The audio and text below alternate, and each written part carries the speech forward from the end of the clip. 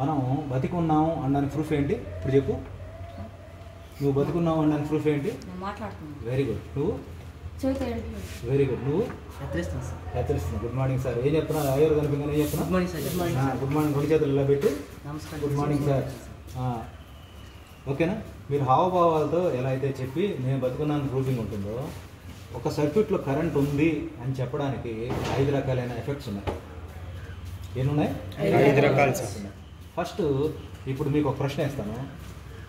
ఇక్కడ కరెంట్ ఉంది అని ఎలా చెప్తారు మీరు? చెప్పండి. లైట్. Very good. ఆ పైన లైట్ ఉంది, ఇక్కడ లైట్ ఉంది. దీన్ని లైట్ ఎఫెక్ట్ అంటారు. ఏమంటారు దీన్ని? లైట్ ఎఫెక్ట్ ద్వారా కరెంట్ ఉందని ప్రూవ్ చేసుకోవచ్చు. క్లియర్? ఇంకొకటి, ఒక సోల్డరింగ్ రాడ్ పెట్టుకున్నాం. ఏం లేదు, మనం సోల్డరింగ్ ఐరన్ చేయాలా, సోల్డరింగ్ రాడ్ పెట్టుకున్నాం.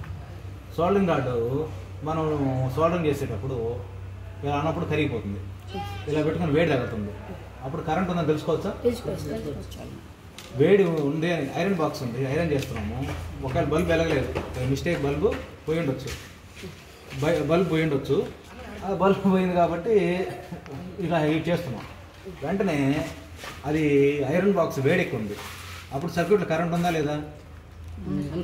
ఐరన్ బాక్స్ పైన ఇండికేటర్ వెళ్ళట్లేదమ్మా, కానీ ఐరన్ చేస్తున్నప్పుడు ఆ వేడి అనేది తగులుతుంది.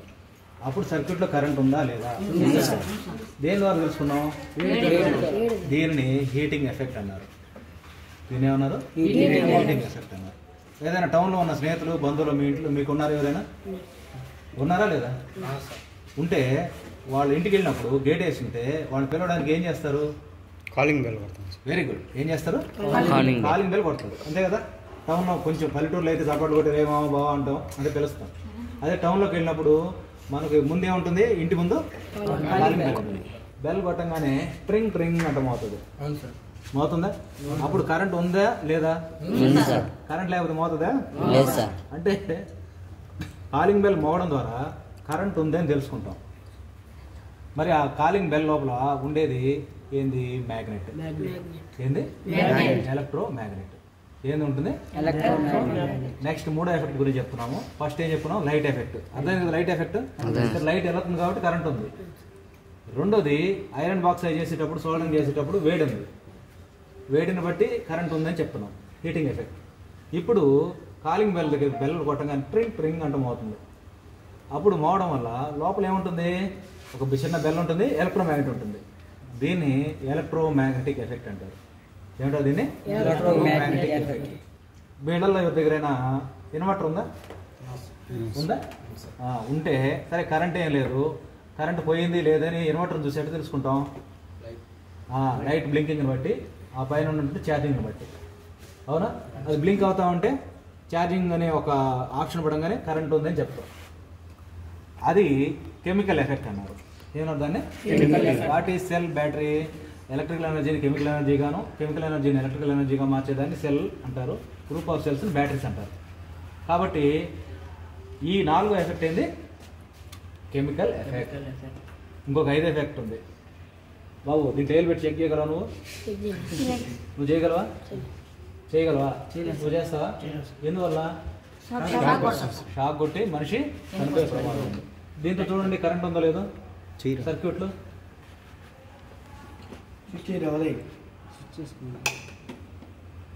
ఈ పక్క చూడు, ఏందు ఈ పక్క పెట్టు. కరెంట్ ఉందా? ఉందా లేదా? అంటే ఇక్కడ కరెంట్ ఉందని తెలుసుకోగలుగుతున్నావా? దీన్ని ఫిజికల్ ఎఫెక్ట్ అన్నారు. దీని ఏమంటారు? ఫిజికల్ ఎఫెక్ట్ అన్నారు. ఏమన్నా దాన్ని? Physical effect. మనం మనిషి టెస్ట్ చేసి కరెంట్ ఉంది లేదో చెక్ చేసుకోవడానికి తెలుసుకునేదాన్ని ఫిజికల్ ఎఫెక్ట్ అన్నారు. సరే, ఇంతవరకు బాగానే ఉంది. మీరు కమ్ టు ద పాయింట్. ఈ మీటర్ ఎందుకు అని అడిగారు, అంతే కదా? ఫస్ట్ ప్రశ్న అదేనా? ఈ మీటర్ ఎందుకు, ఎలా ఉపయోగిస్తారు? సరే, ఇప్పుడు కరెంట్ ఉంది అని మనం ఎఫెక్ట్ ద్వారా మనం తెలుసుకున్నాం. అంటే భగవంతుడు ఉన్నాడా అంటే చూస్తే కదా, కానీ ఆయన మహిమ ఏదో దానివల్ల మనం ఉందని తెలుసుకుంటున్నాం. ఆ విధంగా కరెంట్ ఉంది అని తెలుసుకుంటున్నాం. ఎంత ఉంది? ఇది ప్రశ్న. నీ నడువు సైజ్ ఎంత? హ్యాండ్ సైజ్ ఎంత? నీదెంత? నీదెంత? నీదెంత? మీ నడువు సైజు కొలవడానికి ఒక టేప్ పెట్టి కొలిచేస్తాం. కొలత తెలిసిపోతుంది. అయితే కరెంట్ ఎంత ఉంది అనడానికి మన దగ్గర జవాబు లేదు. పోనీ వోల్టేజ్ ఎంత ఉంది? 230 వోల్ట్స్ నువ్వు చెప్తున్నావు. చూపించు, చూడలేమా? కంటికి కనిపించినటువంటి క్వాంటిటీ మనం కంటికి కనిపించేటట్టు చెక్ చేసుకోవడానికి ఉపయోగపడేటటువంటి వాటిని మెజరింగ్ ఇన్స్ట్రుమెంట్స్ అంటారు. ఏమంటారు వాటిని? మెజరింగ్ ఇన్స్ట్రుమెంట్స్ అంటారు. ఇప్పుడు వోల్టేజ్ చూద్దామా? ఇక్కడ ఈ మీటరు క్లాంప్ మీటర్ అంటారు. ఇది ఎక్కువ ఎలక్ట్రీషియన్స్ దగ్గర ఉంటుంది. ఎందుకంటే ట్రాన్స్ఫార్మర్ దగ్గర పెద్ద పెద్ద లోడ్స్ దగ్గర మనం ఈ విధంగా పెట్టి చెక్ చేసుకునేటటువంటి పరిస్థితి కాదు. ఎంత యాంప్స్ ఉందో చూసుకుంటే ఇలా వైర్ కానీ పోతుంటే దీన్ని ఈ విధంగా పెట్టినట్లయితే ఇక్కడ చూద్దాం, అది కూడా చూద్దాము. ఫస్ట్ మీకు వోల్టేజ్ అనేది చూపిస్తాను. వోల్టేజ్ అనేది చూద్దామా? ఇక్కడ చూసుకున్నట్లయితే ఈ రెండు